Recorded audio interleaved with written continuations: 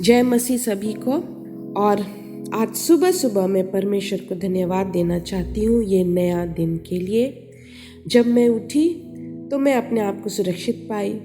मैंने अपने आप को देखा कि मैं उठ सकती हूँ, मैं चल सकती हूँ, मैं देख सकती हूँ, मैं बोल सकती हूँ। इसके लिए सिर्फ और सिर्फ परमेश्वर को धन्यवाद देती हूँ। तो चलिए आइए आज का डेली डिवोशन हम लेते हैं पुराना नियम उसका नीति वचन का 20:5। मनुष्य के मन को युक्ति अथाह तो है, तो भी समझ वाला मनुष्य उसको निकाल लेता है। तो जब हम यहाँ पढ़ते हैं तो ये जो पद है इसको हम समझ भी पाते हैं और इसको हम नहीं भी समझ पाते हैं। और ये मैं इसलिए भी कहती हूँ क्योंकि इंग्लिश में भी लिखा हुआ है कि a man of understanding can do anything. तो जब हम पढ़ भी रहे हैं बाइबल और जब मैं ये पद पढ़ी तो ये पद में बहुत गहराई है। गहराई इसीलिए क्योंकि अगर हम किसी भी विषय को लेकर के सोचते हैं और मनन करते हैं परमेश्वर के वचन को, तो उसमें बहुत गहराई पाते हैं, क्योंकि परमेश्वर हम मनुष्यों को वैसा ही बनाया है। और मैं हमेशा ये सोचती हूँ, ये बोलती हूँ कि मनुष्य बैठे बैठे जब वो सोचने लग जाता है तो वो एक जगह में तो बैठा है लेकिन पूरा देश दुनिया घूम लेता है अपनी सोच से। अगर आप अपने घर में अभी बैठे हैं तो आपका सोच आपको कहाँ कहाँ नहीं ले जाता है। कभी आप लंदन घूमने चले जाते हैं, तो कभी आप श्रीलंका घूमने चले जाते हैं। कभी आप कुछ सोचते हैं कि मेरे पास बहुत पैसा होता तो मैं इस तरह का ज़िंदगी जीता, इस तरह की ज़िंदगी जीती। या जो बहुत मसीही परमेश्वर यीशु मसीह के नज़दीक है और उनका मसीही जीवन बहुत अच्छा है, तो सिर्फ परमेश्वर के बारे में सोचता है कि परमेश्वर मुझे इतना अच्छा ज़िंदगी दिया है तो मुझे किस तरह से वो ज़िंदगी को व्यतीत करना है, और उसके बारे में वो सोचने लगेगा। अपने परिवार को परमेश्वर के तक ले जाने के बारे में सोचेगा। तो बहुत सारे बातें वो सोचने लगेगा एक ही जगह में बैठ करके। तो उसके लिए उस वक्त समय रुक जाता है, क्योंकि वो उस दुनिया में चले जाता है जहाँ पर वो बहुत सारी चीज़ें सोचने लग जाता है। तो अगर वो संसारिक है तो संसार के बारे में सोचेगा, अगर वो मसीही है और अच्छा मसीह है जो परमेश्वर को पाया है, जो परमेश्वर के साथ उसका अच्छा संबंध है, तो वो परमेश्वर की तरह सोचेगा। और यहाँ पर भी जो हम अभी पढ़े वो भी उसी वैसा ही पद है।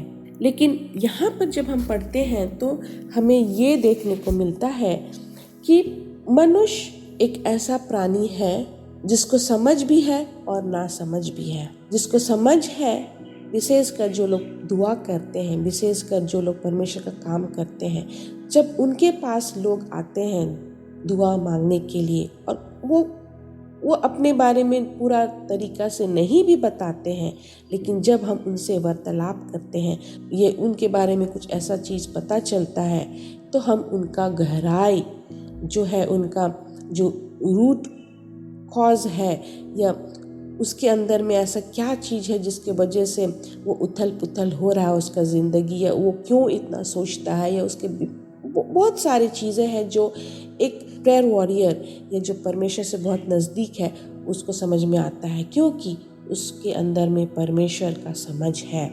और तभी वो उस व्यक्ति के लिए बहुत अच्छी तरीक़ा से दुआ करता है और उसे चंगाई भी मिलता है। ये एक बात है। और दूसरी बात ये है कि बहुत सारे मनुष्य हैं, या हम बोलेंगे हर एक मनुष्य, मैं अपने बारे में भी बोलती हूँ, क्योंकि यहाँ पर लिखा हुआ है कि मनुष्य के मन की युक्ति अथाह तो है, मतलब उसके अंदर में बहुत गहराई है। किस तरह से, इंग्लिश में बहुत अच्छा से एक्सप्लेनेशन है जो मैं बोलना चाहती हूँ उसको हिंदी में करके। तो आप इसको ऐसा मत सोचो कि मैं हिंदी का जो पद है उसको मैं अलग कर रही हूँ, लेकिन मैं अपना समझ से आप लोगों को समझाने के लिए मैं ये कहती हूँ कि यहाँ पर इंग्लिश में लिखा हुआ है the purposes of a man's heart are deep waters. तो ये जो हिंदी में शायद उतना अच्छा सरल भाषा में नहीं लिखा हुआ है, इसलिए इंग्लिश में जो लिखा हुआ है वो मैं आपको समझाने का कोशिश करूंगी परमेश्वर के दया से, कि एक मनुष्य का सोच इतना गहराई है उसके अंदर में, इतना गहराई है कि अगर हम समुंदर के बारे में सोचते हैं, या अगर हम समुंदर को जानते हैं, उसमें कितना पानी है, उस समुंदर में कितना गहराई है कि एक हिमालय भी डूब सकता है, जो कि वो संसार का सबसे ऊंचा पहाड़ है। तो हम सोच सकते हैं कि कितना गहरा है समुंदर, कितना गहरा है।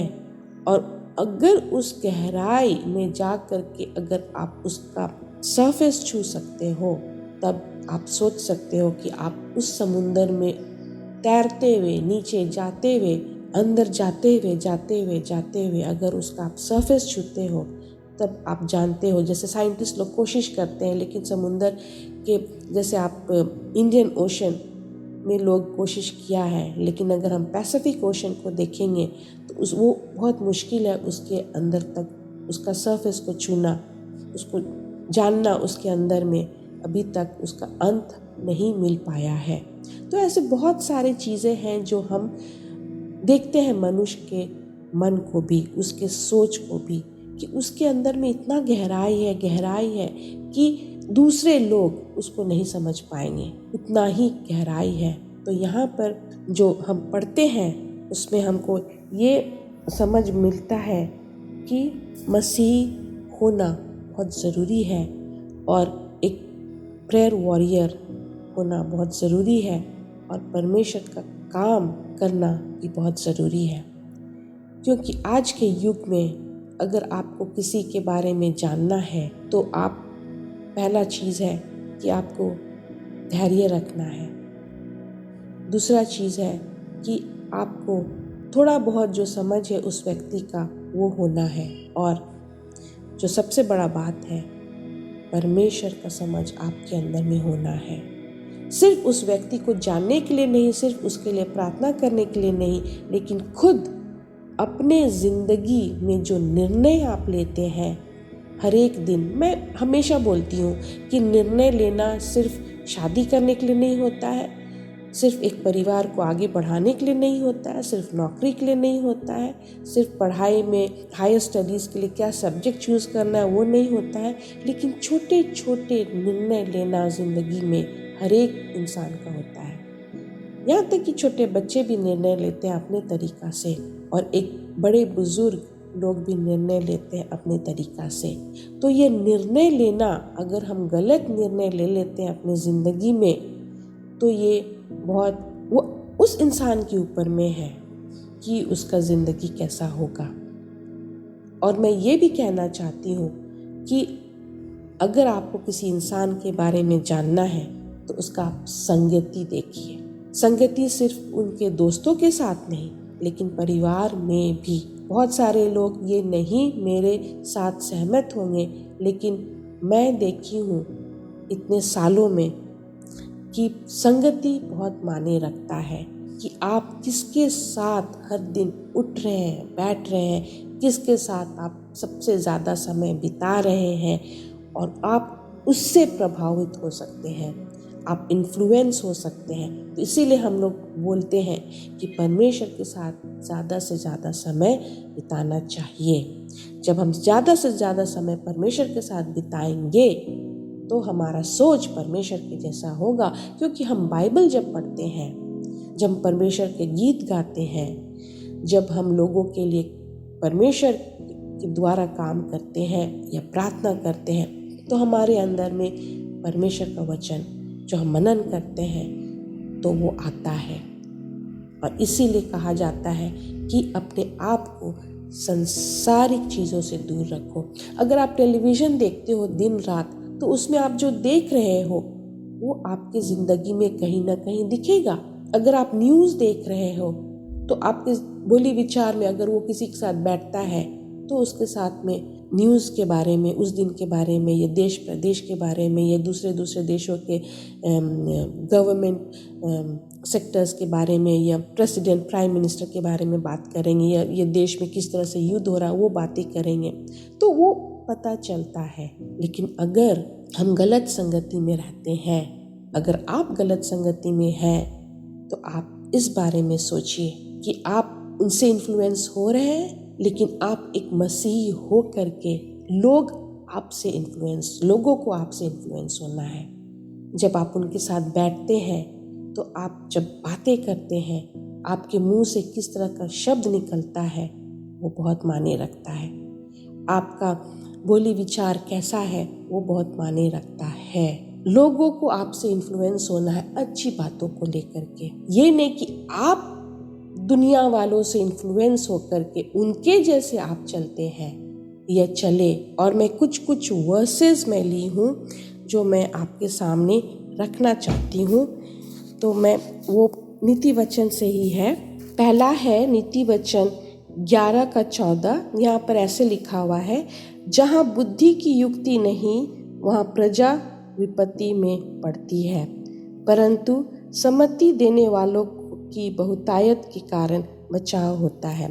तो यहाँ पर एक अच्छा नेता या अच्छा लीडर के बारे में है। अगर जो लीडर है पूरे टीम में अगर वो बुद्धिमान है तो उसका टीम में भी जितने लोग हैं वो उसी तरह से रहेंगे। तो एक देश का प्रजापति को आप ले लो या एक देश का प्रेसिडेंट या प्राइम मिनिस्टर को ले लो, तो अगर वो विजनरी रहता है, अगर वो देश के बारे में सोचता है तो उसके काम के द्वारा हमको दिखेगा और उस देश के लोग भी उसी तरह से होंगे। और वो यहाँ पर वही चीज़ लिखा है। फिर हम बुद्धिमान होना बहुत ज़रूरी है। फिर हम दूसरा देखते हैं जो 12:15 में लिखा हुआ है। चलिए हम पढ़ते हैं। यहाँ पर लिखा हुआ है, मृत को अपने ही चाल सीधी जान पड़ती है, परंतु जो सम्मति मानता वो बुद्धिमान है। तो ये मैं इंग्लिश में भी पढ़ दूंगी। The way of a fool is right in his own eyes, but a wise man listens to advice. तो जो बुद्धिमान है या जो जिसको समझ है वो दूसरे का सलाह लेने में वो चूकता नहीं है। यहाँ पर भी हम देखेंगे जो लोग को सलाह दिया जाता है, अगर वो उनका सलाह को नहीं लेकर के उनके जैसा नहीं होता है तो वो भी एक तरह से बुद्धिमान नहीं है, वो मूर्ख है। क्योंकि अगर आपको अच्छे लोग सलाह देते हैं आपकी ज़िंदगी को लेकर के तो आपको उसका निर्णय को एक्सेप्ट करना है, क्योंकि वो जो व्यक्ति है वो एक्सपीरियंस व्यक्ति है। अगर वो कुछ बातें बोल रहा है तो उसका सलाह लेना बहुत ज़रूरी है। और फिर हम और एक लिए हुए हैं, वो है 15:22।